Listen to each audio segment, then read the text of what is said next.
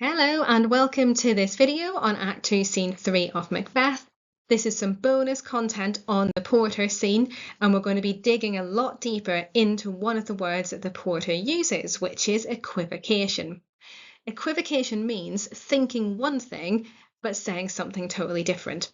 We've all been there, haven't we, when we've got some homework due potentially, and you might be thinking in your head, I didn't do my homework because I couldn't be bothered. But actually, what you say to your teacher is something totally different because you're trying to get yourself out of trouble. Now, if you scale that up to Shakespeare's time, this is more of a life or death situation. And the reason for that is at this time in history, we have conflict between the Catholics and the Protestants. These are two branches of Christianity.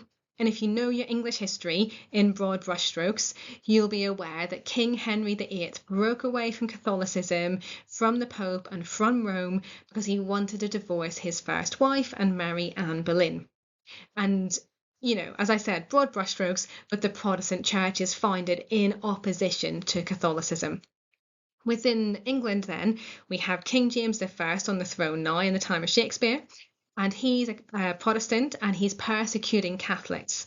The result of this is rebellion by Catholics. The most important example that we know about is the Gunpowder Plot. This is a Catholic rebellion. The plot was to blow up Parliament and King James I at that point. And so the Catholics were considering regicide, overturning the king, overturning the monarchy and the Parliament, and putting a Catholic king in its place.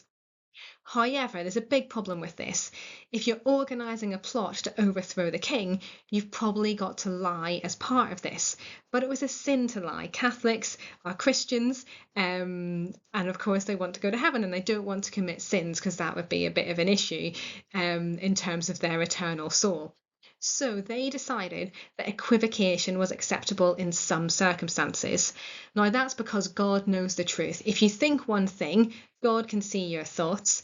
You say something else to another human around you. God sees and hears everything and he understands all of that. And the humans understand and hear just what you need to tell them. So equivocation was deemed to be acceptable by the Jesuit rebels. In terms of the play, then, we have quite a lot of examples of equivocation woven all the way through. Now, the witches start this off in Act 1, Scene 1. They say fair is foul and foul is fair, as in you might present yourself one way, underneath you're thinking and you're behaving in totally different ways. Lady Macbeth tells Macbeth to equivocate. She says, look like the innocent flower, but be the serpent under it, as in look loyal to the king, but underneath it you're going to be corrupt, you're going to betray him. Duncan realizes this. He realizes that his subjects might be equivocating. He says there's no art to find the mind's construction in the face, as in you can't look at someone, look at their surface, look at how they're presenting themselves, and know whether they're loyal or whether they're actually lying to you. And Macbeth admits this as well. He says, false face must hide what the false heart doth know. So we have lots of references to equivocation in the play, and one of the most important is in the porter scene. However, it takes a little bit of explaining for a modern audience. So the porter refers directly to someone called Father Henry Garnet. And Father Henry Garnet was a Jesuit who was implicated in the Gunpowder Plot. He was involved in organising it. He was arrested, he was tried, and that involved a lot of discussion about his use of equivocation. He was eventually executed in 1606, but this particular story is directly referred to in the porter scene, and it links in with all these other references to equivocation, which we have in the play. But why is this important? Well, equivocation was considered to be immoral at the time. It was close to lying.